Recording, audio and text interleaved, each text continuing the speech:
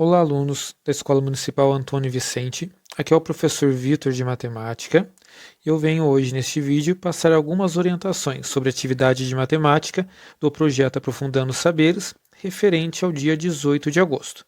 O tema dessa orientação será representação e leitura de frações. Primeiramente, vamos estudar os termos de uma fração. Todas as frações consideradas nessa orientação terão sempre dois números inteiros. O número de baixo é o denominador.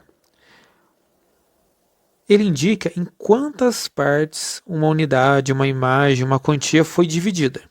E o número que fica em cima é o numerador, que indica quantas partes tomamos do todo. Vamos acompanhar uma primeira situação. A fração é a representação das partes em relação ao todo. Por exemplo, supondo um piso com 4 azulejos e um deles está quebrado.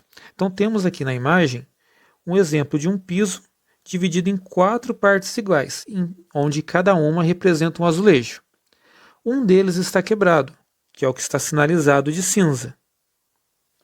A fração que representa a relação da parte quebrada com o todo é a 1/4, ou seja, dos 4 pedaços que formam esse piso, um deles está quebrado, formando a fração 1/4. Vamos analisar agora essa imagem. Vamos considerar que essa maçã representará a unidade, que será trabalhada nessa situação. No segundo caso, temos uma maçã inteira que foi dividida em 2 partes iguais. Então, um desses 2 pedaços representa a fração 1/2. Ou seja, esse pedaço representa um dos 2 pedaços em que a maçã foi dividida. No terceiro caso, temos uma maçã que foi dividida em 3 partes iguais. Então, esse pedaço vai representar 1/3 da maçã inteira. Ou seja, ele representa um dos 3 pedaços iguais em que a maçã foi dividida.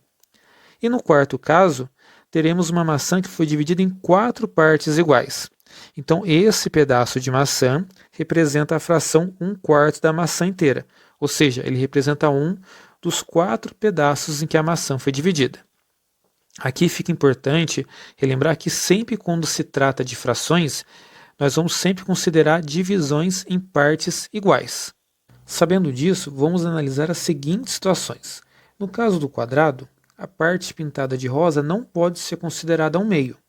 O quadrado está sendo dividido em 2 partes e uma é pintada, porém não são 2 partes iguais, então a parte pintada de rosa não representa 1/2.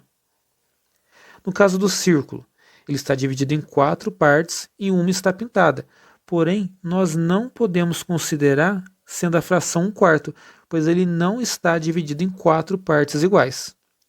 O mesmo acontece no retângulo, ele está dividido em 3 partes e uma está pintada, porém não está sendo dividido em 3 partes iguais, por isso a parte pintada não representa a fração 1/3.